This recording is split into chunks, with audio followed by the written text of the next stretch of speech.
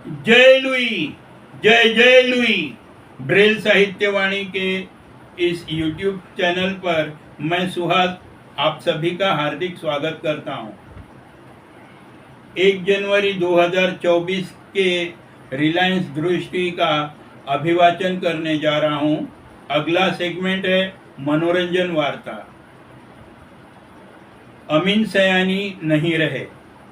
जाने माने रेडियो प्रस्तुता अमीन सयानी का 91 वर्ष की आयु में निधन हो गया है। रेडियो सुनने वाले लोगों के कानों में आज भी सयानी की आवाज़, नमस्कार बहनों भाइयों, मैं आपका दोस्त अमीन सयानी बोल रहा हूँ, गूंजती है। सयानी का यह अभिवादन वर्ष 1952 से वर्ष 1988 तक रेडियो सिलोन पर हर बुधवार को अनगिनत घरों में प्रसारित होता था। रेडियो कार्यक्रम बिना का गीतमाला ने उन्हें काफ़ी लोकप्रियता दिलाई थी। उनका जन्म 21 दिसंबर 1932 को मुंबई में हुआ था। उन्हें बचपन से ही लिखने का शौक था और मात्र 13 वर्ष की आयु में उन्होंने अपनी मां की पाक्षिक पत्रिका रहबर के लिए लिखना आरंभ कर दिया था। यही वह आयु थी जब वह अंग्रेजी भाषा में एक कुशल प्रस्तुता बन गए थे और उन्होंने आकाशवाणी मुंबई की अंग्रेजी सेवा में बच्चों के कार्यक्रमों में भाग लेना आरंभ कर दिया था। हालांकि जब सयानी ने हिंदुस्तानी में प्रस्तुति देने का ऑडिशन दिया तो उनकी आवाज़ में हल्का गुजराती लहजा होने के कारण उनका चयन नहीं किया गया था। जब तत्कालीन सरकार ने आकाशवाणी से हिंदी गानों पर प्रतिबंध लगा दिया तो रेडियो सिलोन लोकप्रिय होने लगा। सयानी को दिसंबर वर्ष 1952 में रेडियो सिलोन पर बिना का गीतमाला प्रस्तुत करने का अवसर मिला और फिर उन्होंने पीछे मुड़कर नहीं देखा। शक्तिशाली महिलाओं का किरदार निभाना पसंद।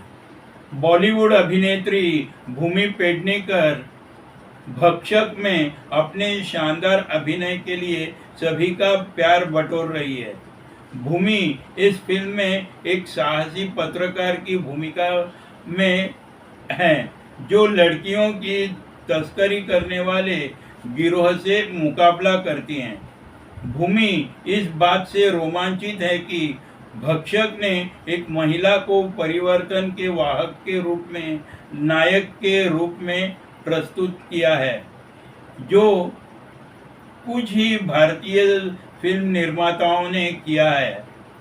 भूमि कहती है कि एक कलाकार के रूप में किसी के प्रदर्शन के बारे में फिल्म इंडस्ट्री, मीडिया और दर्शकों से सर्वसम्मति से प्रशंसा से अधिक खुशी की बात यह है कि कुछ भी नहीं है। मैं अपने काम को लेकर बहुत सजग और भावुक हूँ। मेरी हर फिल्म के लिए मेरे दौर में एक विशेष स्थान है। मेरे लिए भक्षक अपनी सब सशक्त कहानी के कारण शीर्ष पर है और इसलिए भी क्योंकि मैं एक ऐसी महिला की भूमिका निभा रही हूँ जो बदलाव की आवाज़ है।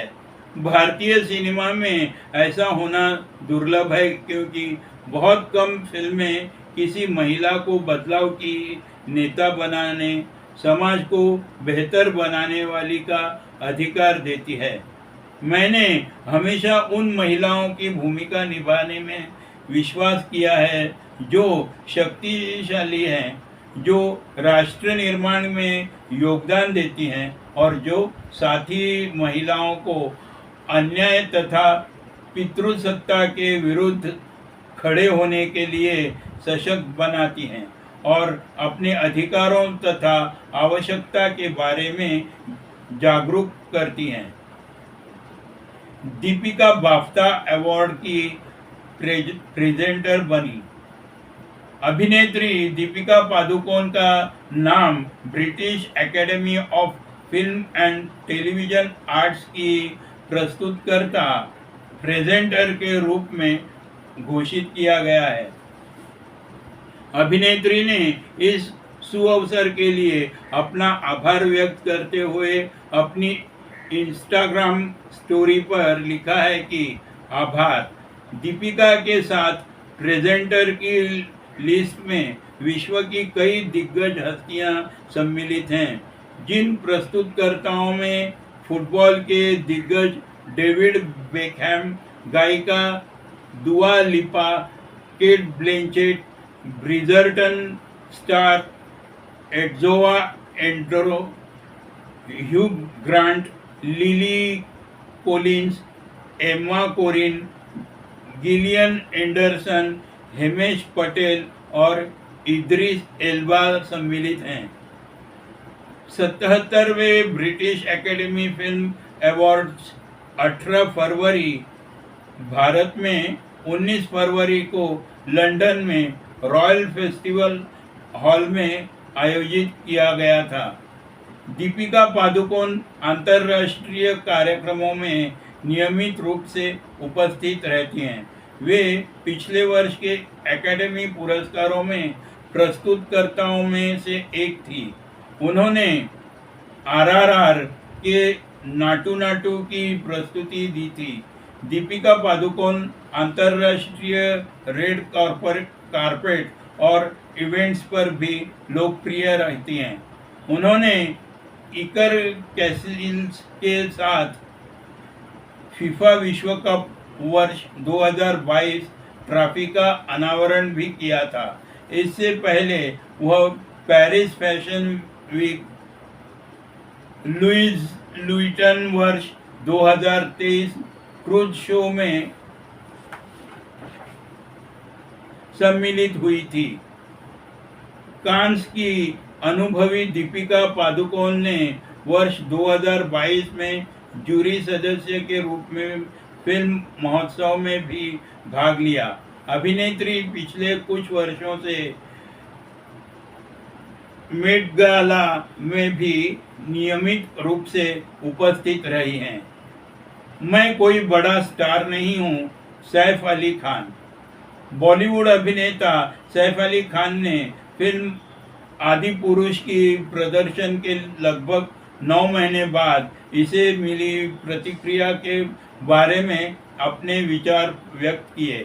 हाल ही में एक साक्षात्कार में सैफ ने फिल्म के खराब प्रदर्शन पर चर्चा की और दावा किया कि वह स्वयं को एक ऐसे अभिनेता के रूप में नहीं देखते हैं जो सभी प्रकार की भूमिकाएं सफलतापूर्वक निभा सकता है।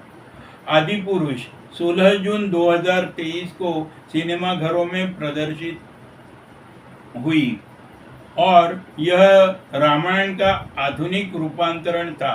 सैफ ने ओम राउत निर्देशित इस फिल्म में रावण का किरदार निभाया था, जिसमें प्रभास, कृति सेन और अन्य ने मुख्य भूमिका निभाई थी। हाल ही में बातचीत के दौरान सैफ ने कहा कि वे भ्रम में डालने वाले स्टारडम को नहीं मानते और वास्तविकता पर फोकस करते हैं।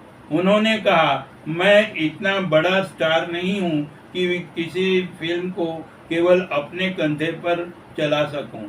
मैंने कभी खुद को स्टार के रूप में नहीं सोचा है और मैं वास्तव में ऐसा चाहता भी नहीं हूं। मुझे स्टार बनना पसंद है, लेकिन मैं भ्रम में नहीं रहना चाहता। मेरे माता पिता बड़े स्टार हैं, लेकिन वे बहुत रियलिस्टिक हैं, बहुत सामान्य हैं।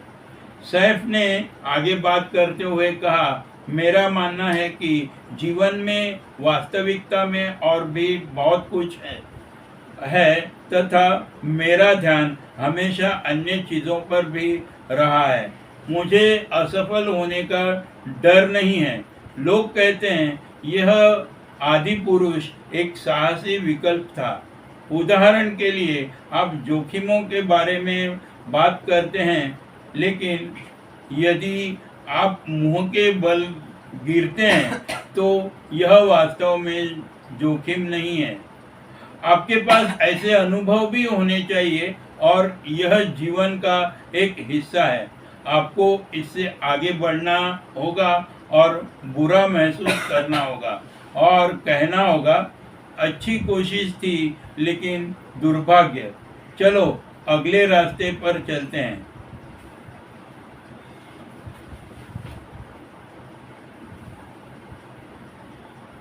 यहाँ फिल्म जगत से जुड़ी ये समाचार समाप्त होते हैं।